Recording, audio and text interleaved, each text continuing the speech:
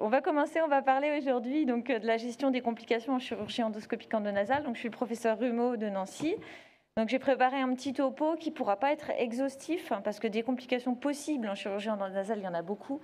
Mais après, bon, il y a les complications les plus fréquentes, celles qu'on peut être amené à avoir dans toute pratique, et puis celles qui sont plus rares et qui correspondent plus à des chirurgies tumorales ou basicrâniennes. Alors, la chirurgie endonasale, je ne vous l'apprends pas, elle s'adresse à une anatomie qui est complexe et qui est variable d'un patient à l'autre, dans des cavités qui sont étroites et avec la proximité d'organes nobles. Les complications, lorsqu'elles arrivent, elles peuvent donner des séquelles sur des organes sensoriels, en particulier cécité, monoculaire, des choses qui vont impacter clairement la vie du patient. Alors, on a en plus affaire souvent dans la pathologie endonasale à des pathologies qui sont fonctionnelles, et forcément, on n'a pas envie, dans la prise en charge d'une pathologie fonctionnelle, d'arriver à un risque encouru majeur et à des séquelles possibles importantes. Donc, on a cette problématique de discordance qui crée quand même l'anxiété dans la chirurgie endonasale. Alors, la meilleure gestion des complications opératoires, c'est de ne pas en avoir. On est tous d'accord là-dessus et c'est tous ce vers quoi on tend.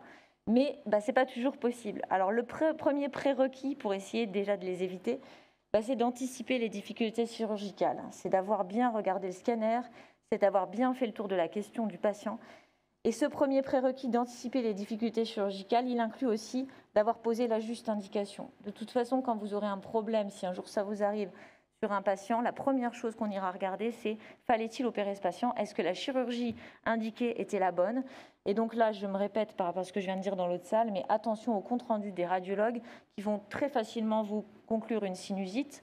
C'est vous l'ORL, c'est vous qui avez la vision globale du patient, qui avez fait l'examen clinique. Et il faut que vous ayez un diagnostic qui soit clair et une prise en charge appropriée, pas seulement sur la base d'un compte-rendu d'imagerie. On ne traite pas des images, on traite des patients, on traite leurs symptômes et on essaye d'améliorer leur qualité de vie. Et puis le deuxième prérequis, c'est l'information éclairée et la juste adaptation finalement par rapport à la pathologie.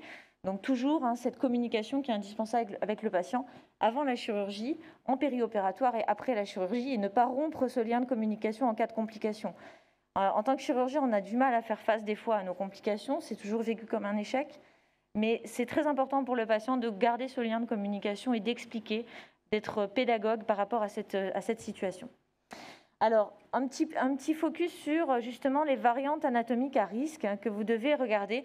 Alors, il y a quand même de plus en plus de radiologues qui ont cette checklist un petit peu et qui vous font des comptes rendus lorsque vous adressez des patients pour bilan préopératoire des sinus, qui vont un petit peu vous les détailler, ces variantes éventuellement à risque, mais c'est quand même pas encore réparti sur le territoire de façon homogène. Alors, on va refaire un point sur quelques anatomies, quelques variantes anatomiques qui peuvent être problématiques. Donc, la première qu'on connaît tous, mais qui est finalement une situation qu'on va assez peu rencontrer, c'est la procidence carotidienne. Alors là, elle est très significative, vous avez plus de 180 degrés de la carotide qui est exposée. Mais bon, la pathologie sphénoïdale n'est quand même pas la pathologie qu'on traite le plus souvent, donc c'est finalement assez peu le problème. Mais il faut quand même l'avoir vu, cette procidence carotidienne, qui posera d'autant plus de problèmes si elle est au contact d'une cloison éventuelle. Là, c'est sûr que vous avez la cloison intersphénoïdale qui vient s'asserrer sur le canal carotidien gauche, et donc là, vous êtes dans une situation plus à risque, même en travaillant simplement ici au niveau du rostre sphénoïdal. Si vous mobilisez cette cloison un petit peu violemment, vous pouvez éventuellement rencontrer des problèmes. Alors, là aussi, on est dans la pathologie sphénoïdale. C'est assez rare d'aller dans ces coins-là. C'est des choses qu'on va regarder si on a vraiment des pathologies sphénoïdales spécifiques. L'apophyse clinoïde qui est pneumatisée et qui va donc vous rendre visible le nerf optique au niveau du récessus optico-carotidien et exposer le nerf optique dans la partie latérale du sphénoïde. Bon, des fois, c'est pas plus mal. Quand on a un récessus optico-carotidien visible, au moins on voit les structures. Et des fois, en chirurgie, il vaut mieux voir pour ne pas léser. Donc bon, mais là, ça va que c'est un scanner normal. Quand c'est dans une situation de sinusite, on n'est malheureusement pas dans une aussi belle visibilité. Donc voilà ce que ça donne, forcément, une apophyse clinoïde pneumatisée, c'est un nerf optique qui est vraiment en pont dans la cavité sphénoïdale. La cellule de Nodi, ça c'est vraiment un point de vigilance majeur en chirurgie endonasale parce que c'est vraiment une perte de repère importante en péropératoire. Je vous rappelle que la cellule de Nodi, c'est la cellule la plus postérieure de l'ethmoïde lorsqu'elle pneumatise au niveau donc optico-carotidien, c'est-à-dire qu'elle va se retrouver surplombant le sphénoïde. Et donc vous allez avoir l'impression d'être toujours dans l'ethmoïde. Et effectivement, c'est une cellule sur le fait ethmoïdal postérieur. Sauf que si vous continuez au-delà de cette cellule, vous allez être dans l'hypophyse ou en tout cas dans la base du crâne. Et il faut vraiment l'avoir repéré pour ne pas s'y tromper. Et dans les histoires de plaies carotidiennes ou de lésions du nerf optique, quasiment toujours l'ORL dit « je ne comprends pas, je n'étais pas dans le sphénoïde ». Oui, il n'était pas dans le sphénoïde, mais il était dans la cellule de Noddy. Donc il faut bien savoir repérer ça. Alors on va le voir souvent, le deviner sur les coupes axiales et on va pouvoir le confirmer sur les coupes sagittales. Deuxième point de vigilance, et je vous en montrerai un exemple, c'est les asymétries du toit de l'ethmoïde. Alors les asymétries, elles vont vous donner l'impression, quand vous opérez un côté puis l'autre, d'avoir de la marge encore de progression, alors que ce n'est plus le cas. Donc faites bien attention à ces asymétries du toit. C'est des asymétries qui peuvent être des asymétries de hauteur, mais qui souvent s'associent à des asymétries d'obliquité et qui vont vous créer une zone de fragilité importante ici. Les zones de brèche les plus fréquentes sont ici, dans ces plans coronales, les lamelles latérales des gouttières olfactives, des zones d'os assez fines qui vont être dans la continuité de la lame turbinale. Et donc quand vous avez une obliquité différente d'un côté à l'autre, vous avez une zone plus à risque à ce moment-là. Les sinus maxillaires hypoplasiques, là aussi, sont à bien regarder, parce qu'en général, si le sinus est petit, c'est aussi que le 5,2 est plus médial. Donc vous avez plus de risque d'aller léser la branche du trijumeau dans une méatotomie moyenne, voire de rentrer dans l'orbite, parce que ces sinus hypoplasiques sont souvent associés à des asymétries d'axe au niveau des orbites. Et donc, il faut être vraiment vigilant par rapport à ces problèmes-là. Le processus inciforme, alors c'est des choses qu'on apprend beaucoup aux internes, mais en même temps, alors je peux dire une bêtise, on peut se tromper, mais je n'ai pas l'impression que ce soit souvent responsable de brèches ou de problématiques. C'est vrai que le processus inciforme a des insertions qui sont différentes, ça peut aller sur le cornet moyen, ça peut aller sur la base du crâne, ça peut aller sur l'orbite. Je pense que le risque principal dans le processus inciforme, c'est de faire d'emblée une ouverture de la périorbite à l'incision quand il est vraiment très latéralisé. Le risque de brèche sur une inciformectomie, il est quand même vraiment très, très, très limité. L'inciforme étant une structure qui n'est pas vraiment figée. On a 3 points d'insertion, mais on a une structure qui est assez flottante. Donc on n'est pas sur des mouvements de traction qui sont très importants. Autre point, là c'est une situation rare, mais ça existe quand même. Alors c'est forcément très visible chez un patient comme ça qui a un sinus normalement aéré. Les déhiscences de la paroi orbitaire qui peuvent survenir, ces déhiscences de la paroi orbitaire qui peuvent survenir en post-traumatique, mais qui peuvent aussi être spontanées. Ces déhiscences de la paroi orbitaire, on peut les voir beaucoup moins bien lorsqu'on est sur une polypose nasale, parce que vous savez que dans la polypose nasale, ces opacités importantes ethmoïdales vont faire perdre le contraste avec les cloisons osseuses et vous avez des pseudo-disparitions des lames ethmoïdales au scanner. Donc vous allez moins voir aussi cette paroi orbitaire. Donc on peut passer un peu plus à côté sur un scanner pathologique. Donc ces situations sont plus à risque de lésions orbitaires et en particulier de lésions musculaires du droit médial qui vont provoquer chez le patient ensuite une diplopie horizontale qui sera quand même très invalidante, en plus de douleur, parce que la lésion directe du muscle oculomoteur, elle fait quand même mal. Alors, la cellule de Haller, alors là, elles sont toutes petites, ce n'est pas forcément un très bon exemple, mais ces cellules de Haller, elles peuvent être très largement pneumatisées sous l'orbite, inclure même, voire même s'insérer. Vous pouvez avoir une paroi latérale de la cellule de Haller qui vient directement s'insérer sur le canal du 5,2. Donc quand vous allez ouvrir la cellule de Haller, vous pouvez léser le 5,2. Et puis surtout, elles vont vous perdre un peu dans la méatotomie moyenne quand elles sont très pneumatisées. On pense être dans le sinus, mais en fait, on n'est pas encore dans le sinus maxillaire. Donc ça, il faut vraiment l'avoir repéré aussi pour prendre des optiques plus angulées, pour faire souvent des méatotomies un peu plus larges, pour justement accéder à la cavité maxillaire et pas seulement se perdre dans la cellule de Haller. Et puis la vascularisation, ça vous la connaissez. Les problématiques vasculaires sont des problématiques importantes, mais ça ne va pas être le cœur du sujet, parce que je pense qu'au niveau des épistaxis post-opératoires, on arrive quand même bien souvent à sauver la situation par un méchage. Donc il faut avoir prévenu forcément le patient de la possibilité d'un méchage si c'est des choses que vous ne mettez pas en place systématiquement. Et si vraiment le méchage ne suffit pas, effectivement la prise en charge par coagulation chirurgicale est la prise en charge a priori la plus logique. Si vous avez un saignement d'une branche sphénopalatine lié à votre acte chirurgical, c'est qu'en réendormant le patient et en réintervenant sur le lieu, vous allez être directement sur le lieu. Si vous l'avez lésé, c'est que vous êtes allé dans cette région, donc vous avez la possibilité d'aller coaguler. Alors bien sûr, on peut faire des embolisations secondaires. Si vous voulez éviter une anesthésie générale et que vous avez des neuroradiologues qui le font sous local, c'est une possibilité. Mais légitimement, quand on a une complication hémorragique sur une chirurgie, on peut assez facilement aussi gérer les choses en interne et pas référer forcément à distance votre patient dans un autre centre.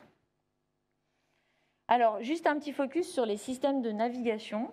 Il y a de plus en plus d'endroits où c'est équipé, où on les installe même en systématique dans la chirurgie endonasale, quels qu'ils soient. Ces systèmes de navigation aujourd'hui, leur efficacité dans la prévention de la complication n'est pas prouvée en termes d'evidence-based medicine. Il y a des tendances, il y a des impressions, il y a un confort pour le chirurgien qui est indéniable, une réassurance par rapport aux repères anatomiques. Mais on n'a pas prouvé aujourd'hui que le fait de faire une ethmoïdectomie sous CAO faisait courir moins de risques aux patients en termes de complications. Il faut savoir que les complications, même si elles font peur, restent quand même assez rares dans la chirurgie endonasale. Alors, je vais essentiellement parler de quelques complications qui peuvent vous arriver pour vous revenir un petit peu sur la prise en charge qu'il faut avoir. Et la complication principalement qui arrive une fois dans la vie quasiment de tout chirurgien qui fait de l'endonasale, c'est la brèche ostéoméningée. La brèche ostéoméningée, elle arrive assez souvent parce que déjà, spontanément, des déhiscences du toit de l'ethmoïde, il y en a beaucoup. C'est-à-dire que si on fait des études cadavériques, on retrouve à peu près 10-20% de déhiscence spontanée du toit de l'ethmoïde. Donc quand vous allez tirer sur de la muqueuse, si vous n'avez pas d'os sous cette muqueuse, vous pouvez assez facilement stripper une méninge, surtout chez un patient un petit peu âgé, qui peut du coup couler. Donc la brèche ostéoméningée, vous avez deux situations possibles. Soit vous la découvrez au moment où vous la faites, dites « ah, ça coule », donc là, vous l'avez en péropératoire, soit vous la découvrez en post-opératoire. Donc c'est des situations un petit peu différentes. Alors, la découverte péropératoire, il y a un petit point, une petite chose qui peut être intéressante. Quand vous avez l'impression que ça coule clair, comme de l'eau de roche en péropératoire, si vous utilisez un laveur de Deci, la première chose à faire, c'est d'enlever votre gaine. Parce que vous avez aussi des fois des fausses impressions d'écoulement type rhinolicoré, qui sont en fait des laveurs de Deci qui fuient un peu, avec du liquide qui va tapisser la muqueuse et qui va revenir sur le champ opératoire et vous ne savez pas d'où ça coule. Donc, enlevez la gaine, regardez sans gaine, est-ce que ça coule encore ou pas? D'accord. Si vous confirmez la brèche en péropératoire, on va voir la prise en charge qu'on peut avoir. La découverte en post-opératoire, c'est un peu plus mesquin. Il faut l'avoir envisagé. Ça peut n'avoir pas coulé en péropératoire et avoir quand même cette rhinolicorée post-opératoire. Je vous rappelle que ce qui est très évocateur d'une rhinolicorée, c'est l'écoulement plutôt unilatéral qui va augmenter ou se déclencher sur les efforts dits à glotte fermée ou sur le fait de se pencher en avant. Un patient qui fait ses lacets et qui a un écoulement goutte à goutte. Alors, il ne sera pas eau de roche en post-opératoire parce qu'il sera mélangé avec du sang, il sera rosé, mais il faut y avoir pensé. Alors, bien souvent, quand vous avez une brèche, si vous ne l'avez pas vu en péropératoire et que du coup, vous n'avez pas donné de précaution particulière au patient, elle peut s'accompagner d'une pneumoncéphalie. Là, c'est le cas d'un patient opéré par un chef de clinique qui, sur un effort de mouchage post-opératoire, a commencé à avoir des céphalées. Forcément, on a un décollement frontotemporal lié à la pneumoncéphalie cérébrale. Donc, c'est des céphalées, dans ces cas-là, qui sont volontiers des céphalées positionnelles. C'est un patient qui va développer en fait une certaine hypotension intracrânienne. Le liquide coule, il y a de l'air, et en fait, c'est un patient qui n'était bien que quand il était allongé, dès qu'il se verticalisait, il était nauséeux, il vomissait. Donc ça, c'est quand même un tableau clinique qui est très spécifique. Et au scanner, c'est assez évident. Et en fait, si vous regardez le scanner préopératoire de ce patient, eh bien, on était dans un cas typique d'asymétrie, vous voyez, du toit de l'ethmoïde.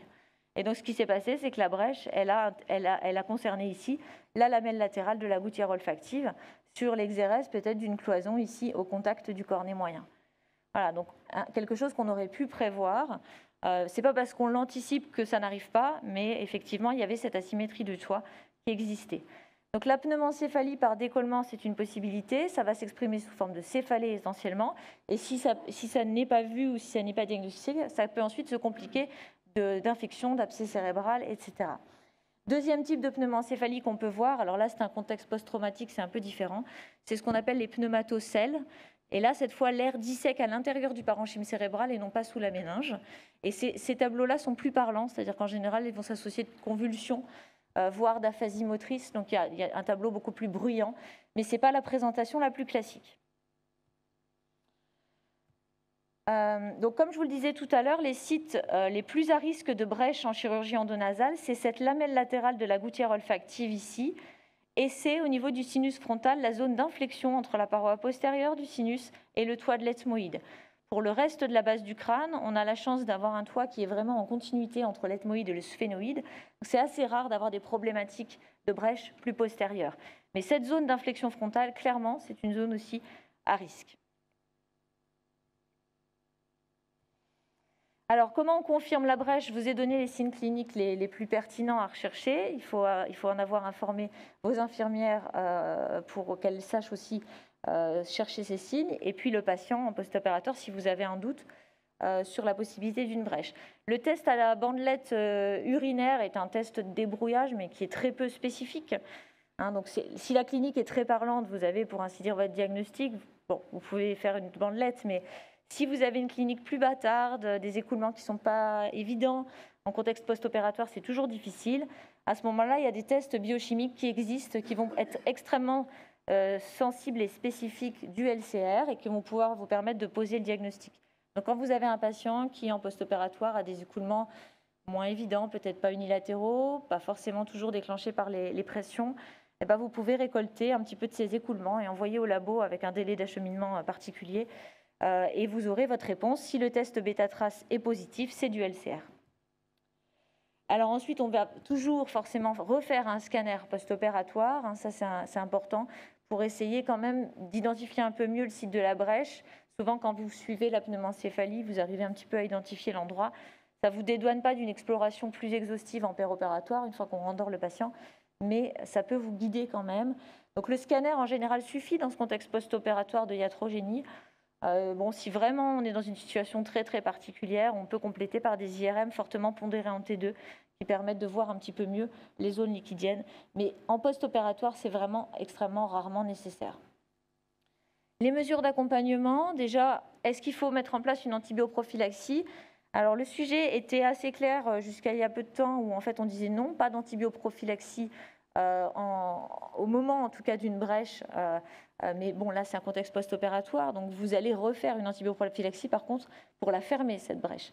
Mais là, les sociétés européennes de base du crâne tendent plutôt vers la prescription d'une antibioprophylaxie. Donc, je n'ai pas de réponse certaine à vous donner. Ce qui est sûr, c'est que quand on dit antibioprophylaxie, c'est une prescription courte d'antibiotiques, donc pour encadrer un geste opératoire. On ne va pas mettre le patient, par exemple, 10 jours sous antibiotiques, en se disant ça va passer, on met juste des antibiotiques, ça c'est pas une antibioprophylaxie d'une brèche. Les mesures importantes d'accompagnement, c'est surtout de limiter la pression intracrânienne, et ça demande pour la base du crâne antérieur un léger proclive jusqu'à 30 degrés maximum, avec un patient à qui on va demander de rester allongé pour éviter qu'il y ait trop de pertes et donc qu'il y ait une hypotension intracrânienne. Limiter tout ce qui est toux et prévenir la constipation, ne pas bloquer les éternuements et proscrire absolument le mouchage pour éviter les pneumoencéphalies. Alors, si on alite le patient, il faut aussi prévenir les complications de décubitus. Et on peut indiquer éventuellement un traitement pour limiter la pression intracrânienne avec du diamox, avec toutes les réserves qu'on a chez les patients qui ont éventuellement déjà des diurétiques. Ce qui est sûr, c'est que la première question qui se pose, c'est clairement d'aller fermer la brèche. Alors là, on ne vous en voudra jamais de ne pas réintervenir, vous, pour fermer une brèche de base du crâne. La fermeture chirurgicale de la brèche n'est pas une urgence. D'accord ? Elle doit être faite rapidement, mais pas dans l'heure.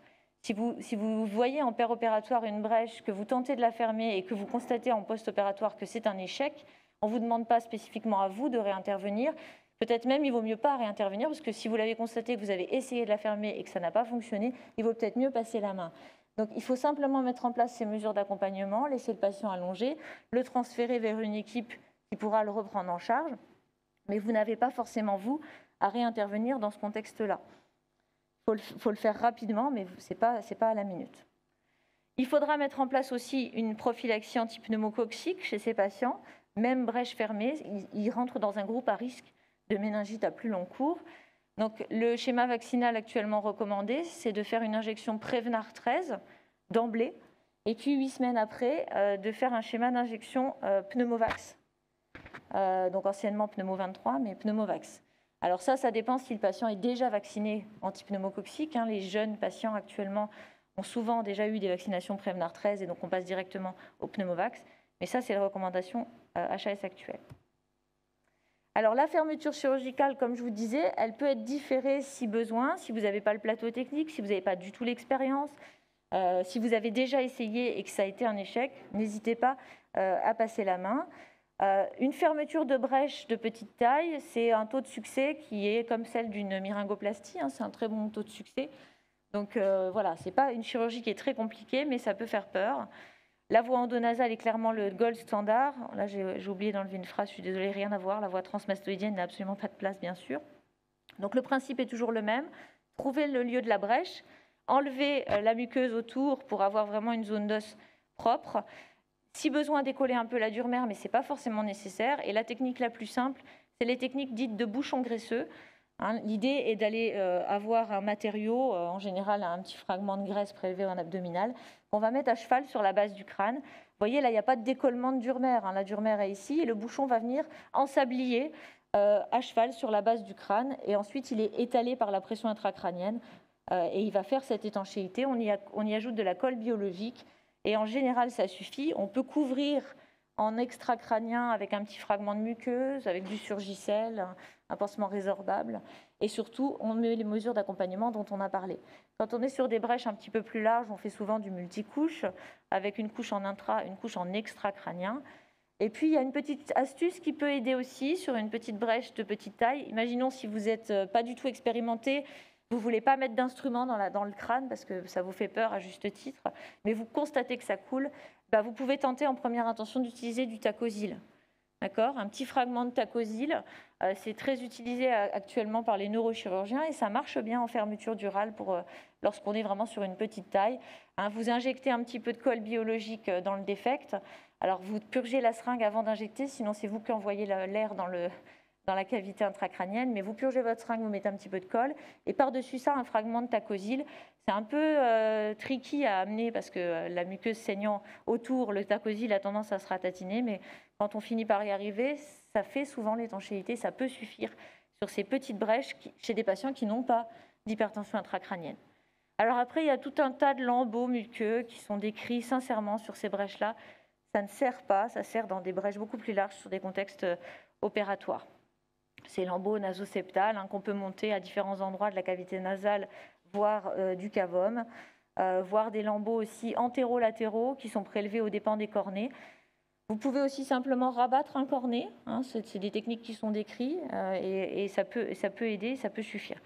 Voilà, en tout cas, il ne faut pas se lancer dans des choses très compliquées. Il faut essayer toujours de faire quelque chose, même si c'est une technique purement extracrânienne, comme je vous disais, colle et Tacozil. Et il faut savoir référer le patient si vraiment on est dans une situation difficile. Dans les lambeaux aussi décrits, vous avez ce lambeau flip-flap. Alors ça consiste en quoi ? En fait, on est à la partie haute de la cloison. Si on a une brèche dans la lame criblée, on va simplement utiliser la muqueuse septale contralatérale qu'on va remonter.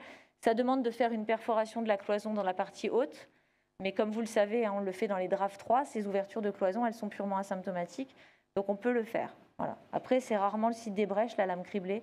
C'est plutôt les brèches spontanées qui se développent là, mais pas les brèches iatrogènes post-opératoires. La dérivation lombaire, elle est jamais nécessaire dans ces situations-là.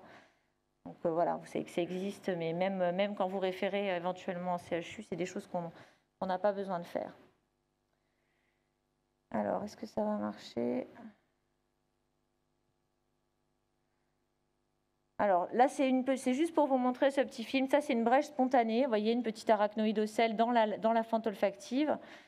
Donc, vous voyez, ça coule, on le voit déjà. Et quand on doit fermer une brèche comme celle-ci, c'est un peu les mêmes techniques que vous pouvez utiliser sur des brèches péropératoires. On va simplement commencer par élargir un petit peu la zone. Vous voyez, on enlève la muqueuse autour pour démucopériostélos. Et puis, on va passer à travers un petit fragment graisseux avec de la colle biologique. Donc vous voyez qu'il y a un écoulement qui est assez important, mais qui va se tarir assez vite en fait. Les écoulements sont souvent un peu impressionnants et se tarissent assez vite. Donc on élargit toujours un petit peu le trou. Vous voyez ici battre la zone du bulbe olfactif au-dessus. On va simplement cruenter la muqueuse dans cette partie-là, mettre en place un petit fragment graisseux et puis de la colle biologique. Donc voilà le principe du bouchon graisseux. Vous voyez, on pousse avec l'aspiration. c'est pas une zone à risque, hein, cette zone-là. Voilà, vous poussez, alors il faut avoir déconnecté l'aspiration de son tube parce que l'aspiration résiduelle a toujours tendance à retenir le greffon, c'est assez pénible. Ou vous pouvez pousser avec un instrument non aspirant. Et donc on essaye de prendre un fragment graisseux qui a une bonne cohésion. Alors c'est souvent meilleur au niveau péri-ombilical qu'en fossiliaque au niveau de la qualité de la graisse. Voilà. Autre type de fermeture de brèche qu'on peut faire. Alors, est-ce que ça veut bien partir? Voilà. Donc là, c'était une méningoencéphalocèle chez une enfant de 4 ans. Et là, vous voyez qu'on a un décollement méningé qui se fait facilement parce qu'on est sur une malformation congénitale. Donc on peut avoir des techniques aussi où on va utiliser un petit fragment ici de la cloison antérieure et qu'on va impacter directement dans le défect pour avoir une reconstruction un peu plus solide.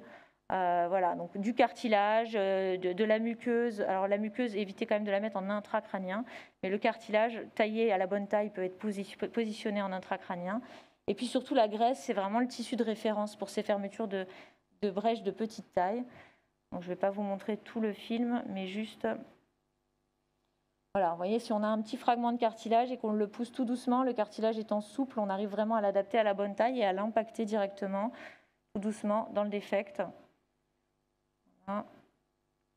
Et là, on a une reconstruction qui est de bonne qualité, mais vous avez remarqué que c'était quelque chose qui ne coulait pas. Hein, la méningoencéphalocèle, une fois réséquée, elle était, semble-t-il, exclue de la cavité nasale, donc on vient juste la réintégrer dans la cavité encéphalique. Et oui.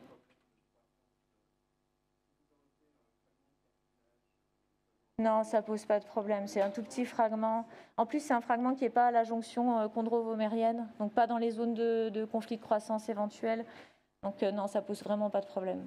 C'est vraiment un petit fragment, hein, sur la vidéo. On a l'impression que c'est important, mais voilà, ça représente 1,5 cm sur 1 cm, hein, quelque chose comme ça. Hein. Donc ça, sur l'exérèse d'une tumeur, alors en mode présentation, j'arrive jamais à avancer les films. Donc sur des pertes de substances un peu plus larges, j'aimerais bien avancer le film parce qu'il est un peu long. Vous savez comment faire? On n'a pas accès à la barre de contrôle du film. Non, ça change rien, je pense pas. Bon, c'est pas très grave. Non, je la vois pas. Bon, c'est pas très grave. Donc sur des exérèses un peu plus larges, on peut utiliser d'autres types de matériaux en multicouche, comme je vous disais. De toute façon, c'est pas ce qui va arriver. Enfin, en théorie, on n'a pas des brèches larges dans ces situations-là. Alors, petit bémol sur ces brèches, sur l'utilisation du shaver. La problématique d'une brèche avec un instrument froid n'est pas la même que celle d'une brèche avec un shaver. Pourquoi? Parce que votre pince, elle va faire le trou, mais vous faites le trou au moment où vous avez la pince fermée, donc c'est extrêmement rare avec une pince type Black Esley d'avoir des lésions encéphaliques associées. Avec un shaver, on peut beaucoup plus facilement brouter ensuite de l'encéphale et avoir des complications. Et donc là, il faut être vraiment tout de suite au scanner parce que vous pouvez très rapidement, avec un shaver, attraper des artères, des branches de la cérébrale antérieure et avoir des catastrophes. On a eu un cas il n'y a pas longtemps récupéré d'un pays frontalier avec effectivement, alors le chirurgien appelle en catastrophe en disant ça coule du LCR, mais ce n'était pas le problème principal. Dans ces cas-là, le problème principal, il est neurovasculaire. La brèche, la fermeture de brèche vient en second temps. Le problème principal, c'est la plaie vasculaire.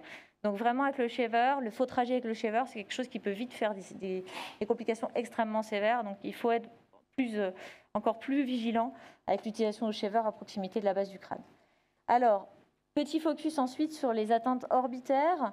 Alors, la brèche périorbitaire, il faut désacraliser un petit peu le problème. Ça fait peur à tout le monde. On peut effectivement avoir une petite ouverture de la périorbite. C'est rarement un problème. Le seul problème que ça peut être, c'est que ça peut gêner la fin de votre procédure. Si vous avez une hernie de graisse qui est un peu conséquente, vous allez être gêné pour accéder à l'ethmoïde postérieur. Mais ce n'est pas en soi une difficulté. Alors déjà, il faut savoir la reconnaître. Donc vous avez cette petite hernie là, de graisse jaune qui survient dans la périorbite. Si vous voulez être sûr que c'est bien ça, vous appuyez doucement sur l'œil et vous allez voir bomber cette petite hernie jaune dans la périorbite. Ce qu'il faut bien comprendre, c'est que ces périorbites, alors c'est pareil, je vais le lancer parce que Quand on fait des décompressions orbitaires sur des maladies de base d'eau, alors certes, on est sur des ethmoïdes qui sont en général plutôt sains, mais quand on fait des décompressions orbitaires sur des maladies de base d'eau, on va ouvrir très largement la périorbite, on va sortir la graisse orbitaire dans l'ethmoïde, et pour autant, on ne met pas les patients sous antibiotiques en post-opératoire, et on n'a pas de cellulite orbitaire. Donc, ce n'est pas parce qu'on a une petite brèche dans la périorbite que le patient va s'infecter et perdre son œil. Il ne faut pas avoir peur de ça. Par contre, ce qui est très important, c'est de bien expliquer, il y a cette petite brèche, surtout ne vous mouchez pas, surtout ne bloquez pas les éternuements, parce que là, vous avez un pneu morbide avec une diffusion d'emphysème sous-cutané aux paupières. Ce n'est pas grave en soi, mais c'est quand même gênant. Hein, donc, voilà, la lame papyracée est levée dans les décompressions orbitaires, et ensuite, on ouvre vraiment largement la graisse, et ça ne pose pas de problème. Alors, la seule chose où il faut être vigilant, c'est que ce n'est pas le cas dans les bases d'eau, parce qu'ils ont une telle hypertrophie graisseuse que le muscle est refoulé. Mais la périorbite à cet endroit-là, chez un patient sain au niveau de son orbite, le muscle droit médial n'est pas très loin. Donc il faut juste être vigilant sur l'examen oculomoteur post-opératoire, s'assurer qu'il n'y a pas de diplopie. La diplopie, quand elle est légère, elle est en général compensée, mais le patient reviendra en disant « j'ai mal à la tête », parce qu'en fait, une diplopie compensée va donner des céphalées aussi. Voilà. Après, s'il n'y a pas de douleur, encore une fois, normalement, un muscle droit médial qui prend un coup, c'est douloureux à la mobilisation oculaire. Donc quand vous n'avez pas de douleur, c'est vraiment embêtant de ne pas pouvoir avancer le film, on va couper, c'est pas très grave. Voilà, juste pour vous dire qu'effectivement, l'antibioprophylaxie au long cours, antibiothérapie post-opératoire n'est pas indiquée sur une petite brèche orbitaire, mais simplement les consignes d'abstention de mouchage. Alors, si jamais par contre on est sur une complication plus importante au niveau de l'orbite, avec en particulier un hématome orbitaire, donc là qui pourra arriver sur une plaie par exemple de l'artère ethmoïdale et qui n'arrive pas toujours en paire opératoire. Ça peut arriver, hein, vous tirez sur une ethmoïde, à une ethmoïdale antérieure, elle se rétracte et vous avez tout de suite un œil qui gonfle, mais ça n'arrive pas toujours en paire opératoire. Il faut vraiment qu'il y ait une surveillance qui soit faite en salle de réveil par rapport à ça, parce que souvent le saignement il est en différé.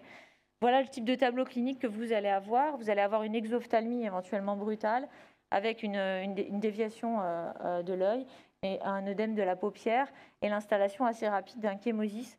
Alors quand l'hématome il est vraiment très violent, très brutal, si vous n'avez pas tout de suite la possibilité de reprendre le patient ou si l'hématome diffuse dans l'œil et que finalement le drainage n'apporte pas grand-chose, il faut savoir faire un petit geste que moi j'ai encore jamais eu à faire, mais qui peut être nécessaire, c'est ce qu'on appelle la cantotomie latérale.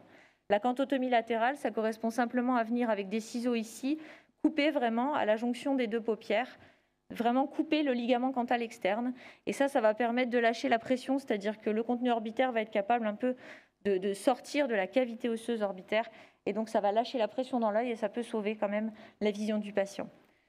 Ces hématomes, sinon, il faut les drainer, il faut retourner chirurgicalement, libérer la pression. Et généralement, alors ça peut se faire par voie endonasale, j'ai plus trop le temps de vous montrer ici. Là, en plus, c'était pas un hématome. Voilà, ça c'est la vision post-opératoire après un drainage par voie endonasale. Mais dans ces circonstances-là, il ne faut pas hésiter à faire des abords externes. Hein, quand on veut vraiment libérer un hématome orbitaire, il ne faut pas avoir peur de faire un abord cantal. Ça, c'est l'enchymosis majeure, mais c'est sur un syndrome de l'apex. Donc, je vous rappelle, l'abord cantal, vraiment, c'est cette incision ici qui va vous donner accès directement à suivre la lame papyracée, qu'on peut alors effondrer un petit peu avec le décolleur, et surtout qui va vous donner accès à la cavité dans laquelle, en général, se situe l'hématome. Voilà. C'est bien quand même de prendre le temps, si c'est donné, de faire un scanner dans ces cas d'hématome, justement, pour pouvoir voir si on est sur un hématome sous périosté, c'est-à-dire qui décolle la périorbite, ou si on est sur une diffusion hématique au sein de l'orbite, hein, ce qui ne sera quand même pas la même chose. Si vous avez vraiment une diffusion hémorragique dans la graisse orbitaire, il va falloir plus faire une décompression de la cavité osseuse orbitaire et pas juste un drainage sous périosté, hein, parce que vous n'arriverez pas à libérer la pression. Alors ensuite, dans les complications plus rares qu'on peut lister, les attentes du nerf optique, comme je vous disais, en général, c'est une attente directe par le chirurgien. Et en général, c'est un chirurgien qui ne pensait pas être à cet endroit-là. Et c'est bien souvent dans des circonstances de cellules d'onodie très pneumatisées, où on a l'impression, on n'a pas l'impression d'être dans le sphénoïde parce qu'on n'a pas cette vision de descente sphénoïdale. Et pourtant, on y est. Alors, ça peut être aussi des décollements sur des lamelles osseuses qui se tendent, mais c'est beaucoup plus rare. Et après, il y a une chose qui est décrite aussi et sur laquelle il faut être vigilant, c'est les atteintes par infiltration. Quand vous faites des blocs, si vous en faites un bloc à la xylocaïne adrénalinée, attention à tout ce qui est infiltration à proximité de l'œil. On peut avoir des spasmes, c'est décrit. Les infiltrations endoscopiques aussi directement, c'est décrit comme pouvant provoquer un spasme chez certains patients et pouvant conduire à ce genre de choses. Ça reste vraiment exceptionnel, mais c'est des choses qui peuvent arriver. Les épistaxis, on en a déjà un peu parlé. Et puis les atteintes sensitives, je vous en ai parlé en montrant plutôt la checklist scanographique. Et donc l'atteinte la plus fréquente, c'est l'atteinte du 5-2 dans une méatotomie moyenne sur un sinus hypoplasique ou dans la dissection d'une cellule de Haller qui serait mal positionnée avec une implantation directement sur le canal. Regardez bien sur les scanners, on les voit très bien, le canal infraorbitaire, donc vous pouvez le suivre, regardez où il se positionne par rapport à votre paroi intersinusonasale et regardez si le nerf est déhissant dans la cavité maxillaire. Bon, le syndrome du nez vide, on n'est pas dans la complication périopératoire et c'est un débat en soi, donc on pourra en parler si vous le souhaitez ultérieurement. Je vous remercie en tout cas pour votre attention et je suis à disposition pour des questions éventuelles.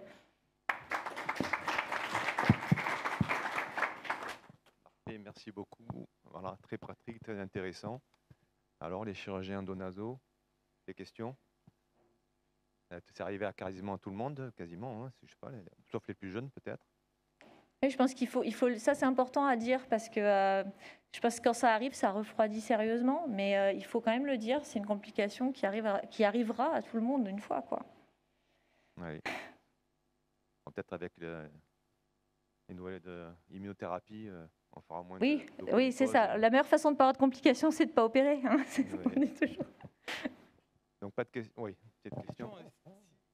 Si jamais vous dites qu'il y a des risques à l'infiltration préopératoire, vous utilisez quoi, vous, comme préparation de fosse nasale avant d'opérer?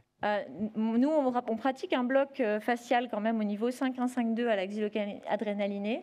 Par contre, dans ce qui est infiltration muqueuse, on ne pratique pas d'infiltration muqueuse sous guidage endoscopique. On ne va pas infiltrer l'inciforme, par exemple. Je sais que c'est des choses qui sont faites par certaines équipes, beaucoup les anglo-saxons. Nous, on ne fait pas d'infiltration dans la muqueuse en endoscopie. En fait, on fait, quand le patient est induit et dort, avant d'aller se laver les mains et d'envisager un champage, on fait une infiltration 5-1-5-2 bilatérale et une infiltration au niveau plancher et columelle. Moi, je n'infiltre pas les cornées parce que je trouve que le passage intravasculaire, il est systématique. Hein. Vous infiltrez les cornées, le patient est tachycarde dans la minute. Dans les quelques secondes. Donc, je n'infiltre pas les cornées. Par contre, on va faire un méchage appuyé avec de la xylocaïne nafazolinée sur laquelle on ajoute un petit peu d'adrénaline. C'est une faible dose. Et quand je dis un méchage appuyé, c'est qu'en fait, on utilise des compresses goitres. Vous voyez, les petites 5x5. Donc, c'est un paquet de 10. Et chez un patient qui n'a pas de déviation septale, en théorie, on doit pouvoir mettre 5 de chaque côté. Donc, si vous dépliez bien les compresses goitres, qu'elles sont bien imbibées de xylonafa, vous faites un méchage, alors il y a une technique un peu particulière, il faut vraiment aller mettre la première tout au fond du cavum, la deuxième un peu au-dessus, toujours bien dépliée, une qui va sur le plancher, une entre cornée inférieur et moyen, une au niveau cornée moyen. Donc vous arrivez normalement sur une fosse nasale adulte, dans une cloison non déviée, à mettre 5 goitres de chaque côté.